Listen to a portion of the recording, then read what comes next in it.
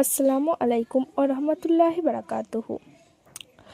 তোমাদের প্রিয় উপন্যাস সঙ্গীন প্রেরণা শক্তি সুরায়া রাফা। নিখিল ভাই ওদের সামনে আসতেই সবাই একযোগে সালাম দিল তাকে।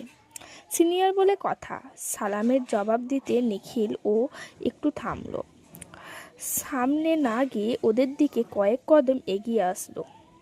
নিখিল ভাই ওদের দিকে আসছে দেখে অরু নীলিমার পেছনে গিয়ে গুটিসুটি হয়ে দাঁড়ালো। কেটে ফেলার দাগর ন্যায় কেমন নেতিয়ে পড়েছে ওর শরীরটা। আরে অরুণা না? নিখিল ভাইয়ের আকস্মিক সম্বোধনে ধরা পড়ে যাওয়া চোরের ন্যায় হুড়মুড় করে সামনে তাকায় অরু।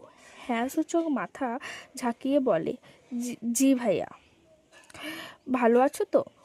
এখন আর রাস্তা পার হতে ভয় নেই তো? কি সুন্দর অমায়িক কথার ধরন। আরও একবার হোঁচট খায় অরু। নিখিল ভাই কিছু জিজ্ঞেস করেছে অরু, উত্তর দে। তিথির ধক্কায় সম্মতি ফিরে পেল অরু। তারপর হ্যাঁ না দুদিকেই মাথা নাড়াতে থাকে। আসলে কি করবে, কি বলে ও কিছুই ঠাহর করতে পারছে না। ওর অবস্থা দেখে নীলিমা তিথি দুজনেই অবাক। যে মেয়ে কাট কথার জবাব দিতে ছাড়ে না, সে কিনা ভেজা বিড়ালের মতো আচরণ করছে। জুনিয়র সংকোচ বোধ করছে দেখে নিখিল আর দাঁড়ায় না। সকলকে বিদায় জানিয়ে তাড়াহুড়ো করে জায়গা ত্যাগ করে। নিখিল চলে যেতেই নীলিমা তেতিয়ে ওঠে। স্টুপিড একটা, এটাই শেষ সুযোগ ছিল। নিখিল ভাই নিজে এসেছিল আর তুই কি করলি? হ্যাবলার মতো উত্তর। দক্ষিণ পূর্ব পশ্চিম মাথা ঝাঁকিয়ে গেলি। অরু জবাব দেয় না। এই মুহূর্তে কথা বলতে ইচ্ছে করছে না। মাথাটা ভন ভন করে ঘুরছে। গলাটা নিমপাতার মতো তেতো হয়ে এসেছে। চারিদিক ফাঁকা ফাঁকা লাগছে। হয়তো প্রেসার ফল করেছে। কয়েকবার চোখের পলক ফেলে অস্ফুটের অরু বলে, ভাল লাগছে না, বাসায় যাব। আমাকে একটা রিক্সা ঠিক করে দে তিথি। চলে যাবি মানে? অ্যাটেন্ডেন্সটা অ্যাটলিস্ট দিয়ে যা। নীলিমার কথায় অরু ভেতরের তেতো ভাবটা বেরিয়ে এলো। মাথা ঝাঁঝিয়ে উঠল। অরু চটে গিয়ে বলল, বলছি তো বাসায় যাব। শরীর আর মনের একরাশ অসুখ নিয়ে টলতে টলতে কীর্তিকুঞ্জে এসে পৌঁছেছে অরু।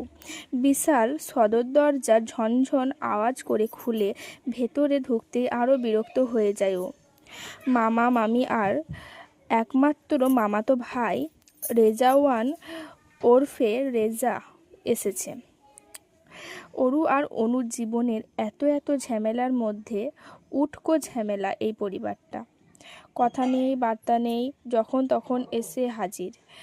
আসবে তো আসবে, একটা না একটা ঝামেলা পাকিয়ে তারপর বিদায় হবে। আজমেরি শেখ যখন সুস্থ সবল ছিলেন তখন দিন রাত আগমন ঘটত এদের। তিনবেলা ফেরিতে রাজকীয় খাবার আর মহলের নরম গদিতে আরাম আয়েশ করে একটানা 10 দিনও কাটিয়ে দিত। বাড়ি যাওয়ার নামগন্ধ পর্যন্ত নিত না। অরুর মামাতো ভাই রেজা এলাকার পাতি মস্তান, যার দরুন তার ছেলেপেলেদেরও নিয়ে আসতো একমাত্র ফুপুর আলেসিয়ান বাড়িতে।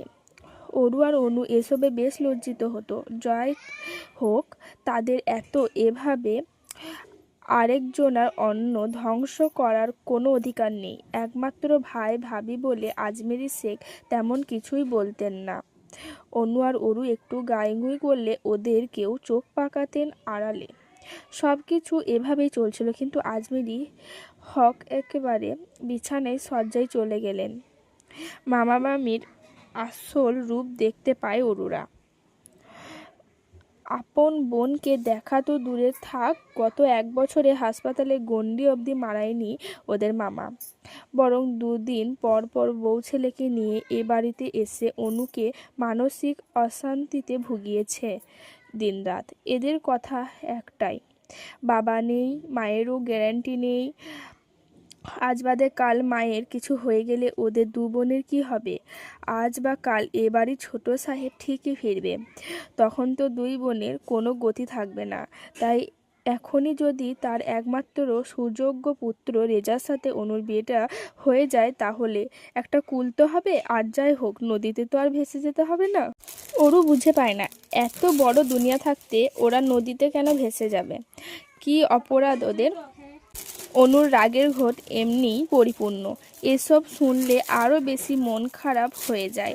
চেঁচামেচি করে বাড়ি মাথায় তুলে ফেলে সে। বিপরীতে মামির গা জ্বালানো কথা তো আছেই। এক কথায় এরা বাড়িতে পা রাখা মানেই ঝামেলা আর অশান্তি। অরু হলরুমের চারিদিক চোখ বুলায়, অনু কোথাও নেই। তার মানে আপা এখনো হসপিটালেই। যাক, ভালোই হয়েছে।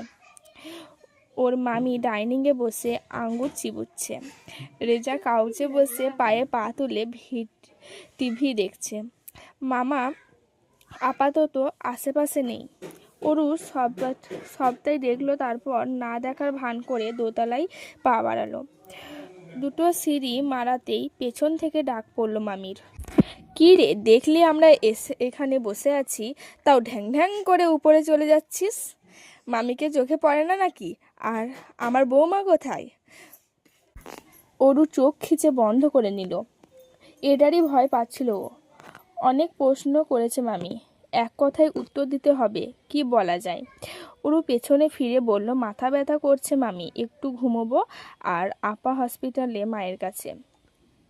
করে নে, আরামায়েশ যা পারিস করে নে। আজ বাদে কাল বাড়ির মালিক ফিরলে তোদের তো ঘাড় ধাক্কা দিয়ে বের করে দেবে। অনুটাকে কতবার বুঝিয়েছি এ কথা, কতবার বলেছি আমার রেজার সাথে বিয়েটা দিয়ে দিই, কিন্তু মেয়েটা বড্ড বেয়াদব হয়েছে। বড়দের মুখে মুখে তর্ক করে, বাবা মায়ের শাসন না থাকলে এই হয়।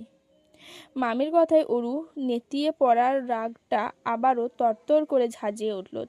তীক্ষ্ণ সূচের মতো কথাগুলো গিয়ে শরীরের বিঁধল। ও পেছনে না ঘুরেই বলল, তুমি যে নরম চেয়ারে বসে আঙ্গুর চিবুচ্ছ, ওটাও কিন্তু এবারই ছোট সাহেবের টাকা দিয়েই কেনা মামি। তাছাড়া জামশেদ জায়ান চৌধুরী অবর্তমানে আমার মাই কিন্তু জেকে গ্রুপের গভর্নিং মেডির চেয়ারম্যান। ওর কথায় একটা তাচ্ছিল্যের হাসি খেলে গেল অরুণ মামির মুখে। মনে মনে বলল, এইটুকুনি মেয়ে ভালোই খই ফুটেছে মুখে। তারপর শত্রুকে পাল্টা তীর নিক্ষেপ করা মতো করে বললেন, হতে পারে তোর মায়ের অধিকার আছে, কিন্তু তোদের দু বোনের তো কোনো অধিকার নেই। তোরা হলি কচুরিপানা। তাছাড়া তোদের মায়ের আর কদিন, বড় জোর হলে 6 মাস। মামি অনেক বেশি বেশি বলে ফেলেছ।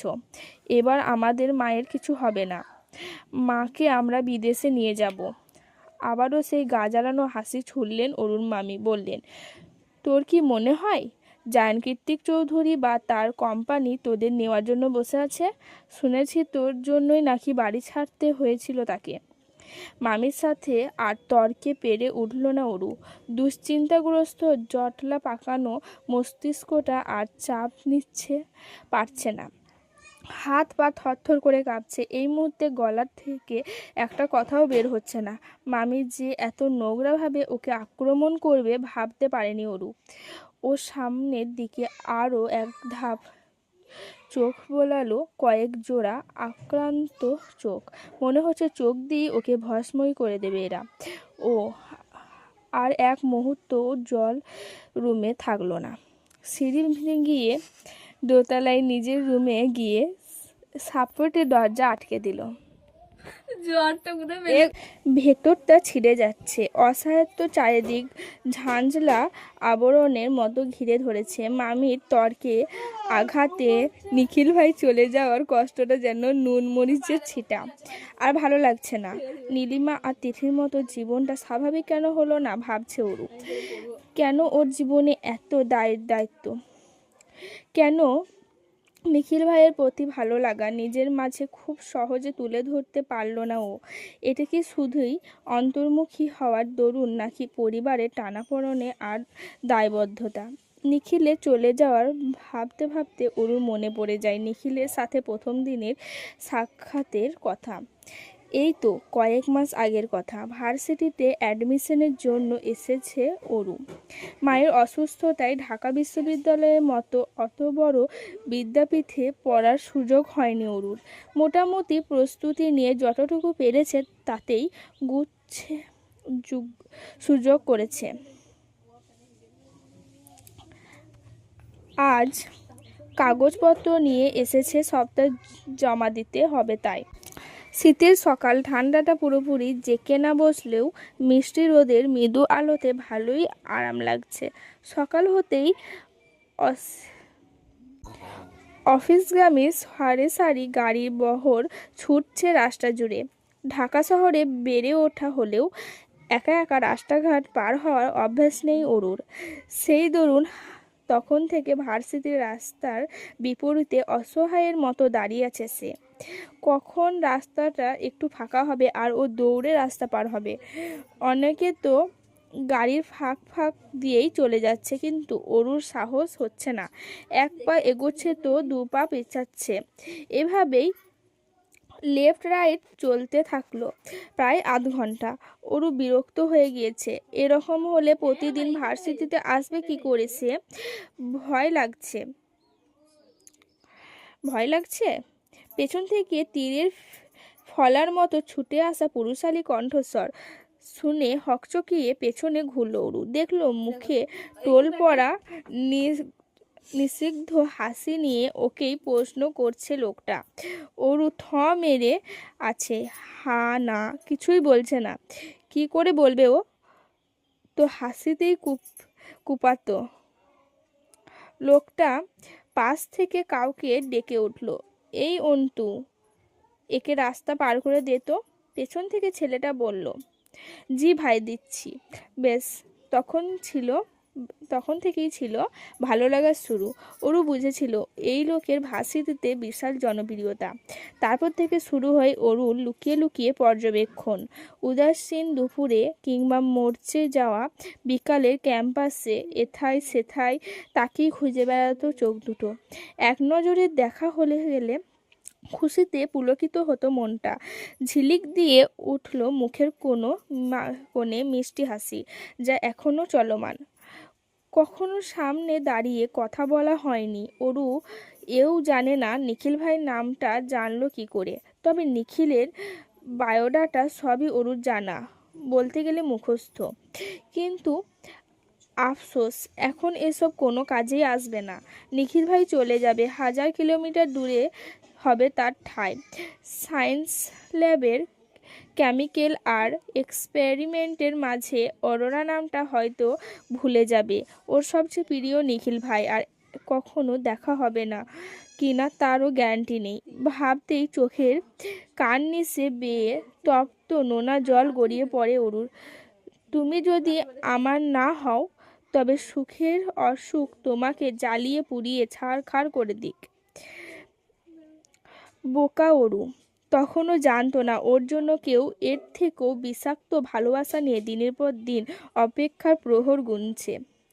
রাস্তার দুধারে সারি সারি ম্যাপল গাছের বহর। বসন্ত হওয়ার দরুন টুপটাপ বৃষ্টির কোনার ন্যায় গায়ে এসে একটু একটু বসন্তিক ছোঁয়া লাগিয়ে উড়ে গিয়ে নিঃশব্দে পিচ ঢালা টকটকে রাস্তায় লুটিয়ে পড়ছে হলুদ কমলা রঙের ম্যাপল লিট। এমন দৃশ্য দেখি যেন প্রশান্তি খেলে যায় চোখে। আর ফরেন কান্ট্রি থেকে এলে তো কথাই নেই। নীরব শুনশান রাস্তার ধারে ফাঁকা বেঞ্চিতে বসে বসন্ত বিকেলের একটুখানি সৌন্দর্য দেখেই পুরো যুগ পার করে দেওয়ার মতোই স্বস্তিতে দু চোখ ভরে উঠেছে। তবে এই মুহূর্তে রাস্তার দুই সাইডে দাঁড়িয়ে থাকা লোক সমাগমে কারোরই ম্যাপললিটের সৌন্দর্য বিশেষণে আগ্রহ নেই, বরং সুন্দর টকটকে ম্যাপল গাছের ফাঁক করে উচ্ছ্বাসিত জনতার ভিড় যেন উপচে পড়ছে। তারা অন্য কিছু দেখার জন্য অধীর আগ্রহ সামনে রাস্তায় তাকিয়ে হাত নেড়ে যাচ্ছে নির্বিঘ্নে। সেই সাথে তাদের প্রবল উচ্ছ্বাসের বহিঃপ্রকাশ ঘটছে একই সুরে, হৈ হৈ করে ওঠা প্রতিধ্বনিতে। ছেলে বুড়ো যুবক যুবতী সবাই তাতে সমিল। দেখে মনে হচ্ছে তারা কোনো ফর্মাল কিংবা প্রতিযোগিতা দেখার জন্য জমায়েত হয়েছে। শুধু যে এইটুকুনি জায়গা ধরে মানুষের ভিড় এমনটা নয়। লোকাল ছাড়িয়ে সান ফ্রান্সিসকো শহরের গোল্ডের গেট ব্রিজ পেরিয়ে প্রশান্ত মহাসাগর আর পাহাড়ের মধ্যবর্তী সরু আঁকাবাঁকা রাস্তাটা যতদূর অবধি চোখে পড়ে ঠিক ততদূর পর্যন্ত উচ্ছ্বাসিত মানুষের সমাগম। সাইনি শিওর এই রাস্তা ক্যালিফোর্নিয়ার অবধি চলে গিয়েছে। মানুষের এত আগ্রহ আর হইচই দেখে একটু কৌতূহল নিয়েই সামনের রাস্তায় ওদের দিকে এগিয়ে গেল সাইনি। ঠিক তখনই একদম হুট করেই বেশ কয়েকটা বাইক ভো ভো আওয়াজ করে তড়িৎ গতিতে রাস্তা অতিক্রম করে চলে গেল। বাইকগুলো এতটাই তাড়াতাড়ি চলে গিয়েছে যে সাইনি চোখে পলক ফেলার সময়টুকু অবধি পেল না। বাইকগুলো রাস্তা ক্রস করতেই সবাই জেকে জেকে বলে চেঁচিয়ে উঠল। সবার চিয়ার আপ আর উচ্ছ্বাস দেখে সাইনি বোধ করলো এখানেই বাইক রাইডিং কম্পিটিশন হচ্ছে। কিন্তু এইরকম ঠান্ডা আবহাওয়ায় পাহাড়ি রাস্তায় কি করে এত দ্রুত রাইড করছে এরা? ভয় ডর নেই নাকি? এগুলো দেখে আবার মানুষ আনন্দে নাচানাচি করছে যেমন এরা, তেমন এদের বিনোদন। Stupid American. ঠোঁট উল্টে মনে মনেই মেজাজ খারাপের বহিঃপ্রকাশ ঘটায় সাইনি। ও চলেই যাচ্ছিল তখন আবারও দ্বিতীয়বারের মতো হাওয়ার গতিতে ছুটে আসা বাইকগুলো রাস্তা ক্রস করে চলে যায়। তৎক্ষণাৎ সবার মুখে আবারও সেই জেকে নামের হরিক পায়ে পড়ে যায়। আচ্ছা, জেকে কে? কৌতূহলী মস্তিষ্কে প্রশ্নটা আসতেই হাতার গতি থামিয়ে দিল। ও দাঁড়িয়ে থাকলো এই ভয়ানক বাইক রেসিং শেষ হবার অপেক্ষায়। টানা 3বার এইভাবে রাইড শেষ, 4বারের সময় বেশ শেষ হলো কম্পিটিশন। তারপর 7টা বাইক এসে একই জায়গায় থামলো। সাইনি জানে সবার আগে যে কেটিএম 390 অ্যাডভেঞ্চার বাইকটা পৌঁছেছে ওইটাই জেকে রাইড করছে। কারণ চারদিক থেকে ভেসে আসা জেকে নামের জয় জয়কার আর আনন্দ উচ্ছ্বাসই তার জানান দিয়ে যাচ্ছে। তবে জেকে নামক লোকটা একটু অন্যরকম। এত চেয়ার আপেও কোনোরূপ হেলদোল নেই তার। খুবই স্বাভাবিক মুখভঙ্গি। চ্যাম্পিয়ন হয়েও খুশির লেশমাত্র নেই তার মুখে। অথচ রানার আপ হওয়া বাইকটার খুশিতে ফেটে যাচ্ছে। সেই খুশি তার মুখ চোখ জোয়ারের জলের ন্যায় উপচে পড়ছে। জেকে হেলমেট খুলে উরুর উপরে সেটাকে সটান বসিয়ে দেয়। হেলমেট খুলতেই বেরিয়ে আসে তার স্টাইলিশ ঘাড় ছুঁই ছুঁই লম্বা চুলগুলো।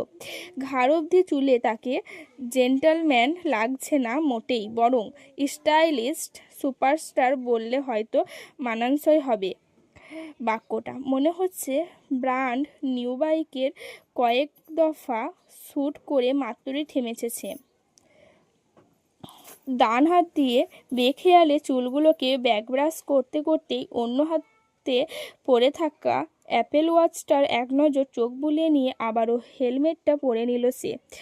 ওদিকে চ্যাম্পিয়ন পুরস্কার বিতরণের জন্য স্টেজে তাকে বারবার ডাকা হচ্ছে। জেকে হেলমেট পরেই সেদিকে একবার চাইল। আশ্চর্য, সবাই ডাকছে তবুও কেমন বেখেয়ালি ভঙ্গিমা তার। শেষমেশ কর্তৃপক্ষের একজন তার কাছে এগিয়ে আসতেই জেকে বলে, ওয়েট আ মিনিট। তারপর কাউকে কল করতে কয়েক মিনিটের মধ্যে একটা কালো গাড়ি এসে থামলো ওখানে। গাড়ি থেকে ফর্মাল ড্রেস কোট পরিহিত একজন নামতেই জেকে লোকটাকে উদ্দেশ্য করে বলল, look, he is my assistant Prattay Ehsan. Give him the prize money. লোকটা বিরক্তিতে ভুরু কুঁচকায়। Are you kidding me? No, I am serious. Then why are you attend the game and risk your life? লোকটার কথায় বিরক্তির ছাপ স্পষ্ট। জেকে তীর্যক হাসলো, কান দুটো সামান্য উপরে তুলে ভাবলেশহীন মুখে বলল, you know riding is thrilling also dangerous and I love dangerous alert.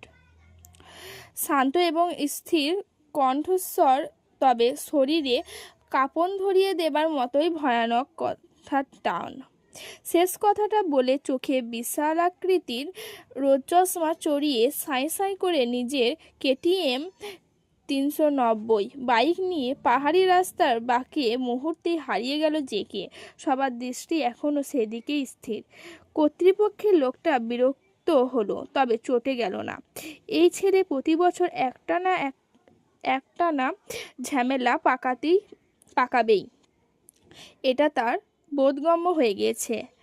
এতদিন হয় কোনো প্রতিদ্বন্দ্বীকে ইচ্ছে মতো পেটাবে, নয়তো রাইডিংয়ের মাঝপথেই বাইক ঘুরিয়ে নিয়ে চলে যাবে, আর না হলে প্রাইজ গিভিংয়ে এসে ঝামেলা পাকাবে। শুধু পুলপুলিত আর অডিয়েন্সে ডিমান্ডে সারা বছর ঘুরে ঘুরে রাজি করানো হয় তাকে, নয়তো এমন অধপাগল রাগচটা ছেলেকে জীবনেও কম্পিটিশনে আনতেন না তিনি। বাপের বয়সেই হোক কিংবা দাদার, কারো কথা 2 পয়সা সম্মান পর্যন্ত দেয় না এই ছেলে।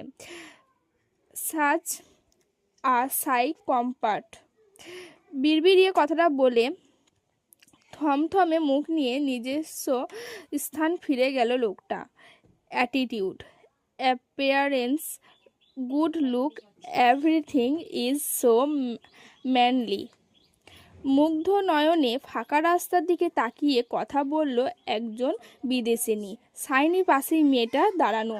ওই মেয়েটা মুগ্ধটা দেখে একটু যেচেই জিজ্ঞাসা করলো, হু ইজ হি? মেয়েটা নেশা লাগানো চোখে বলল, he is JK, the champion. Saini মাছি তাড়ানোর মতো করে বলল, I know that, but. Saini কথাটা শেষ করতে হলো না, তার আগেই বিদেশিনী ভাঙা ভাঙা বাংলায় বলল, oh he is Wasif Zayan Kritik, he is a very good rider. বিদেশিনীর আধো আধো বাংলা শুনে সাইনি মুচকি হাসে, তারপর পাল্টা প্রশ্ন ছুড়ে বলে, হি লুক ডিফারেন্ট। বিদেশিনী ভুরু কুচকায়। সাইনি মনে মনে ভাবে, লোকটা দেখতে একেবারেই অন্যরকম। টকটকে গৌরবর্ণ শরীরে গঠন, চেহারা, সব কিছু ব্রিটিশদের ছাপ স্পষ্ট, অথচ গোল ভাসমান কারো মণিযুক্ত 2 চোখ দেখলে যে কেউ বলবে এশিয়ান কোনো দেশের কোনো এক সম্ভ্রান্ত গোত্রের উত্তরাধিকার সে। অ্যাটলিস্ট অ্যাটিটিউড তো থাকবেই। বিদেশিনী এখনও তার ধূসর চোখে প্রশ্নসূচক দৃষ্টিতে তাকিয়ে আছে দেখে সাইনি মেকি হেসে বলে, nothing, I just say he is so handsome, yeah look like a Hollywood hero. By the way, what's your name? বিদেশিনী সমহিনী হাসি দিয়ে জানায়, Kathleen Christian. Oh your? I am Saini Mukherjee. Oh are you fine? Yeah, I am from India.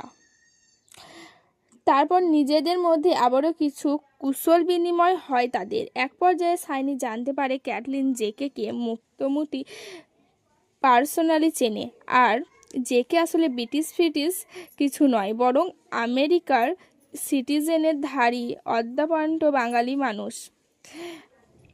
তাহলে এই ছেলের চেহারায় এত ভিনদেশি ছাপ কেন? প্রশ্নটা থেকেই গেল সাইনির কৌতূহলী মনে।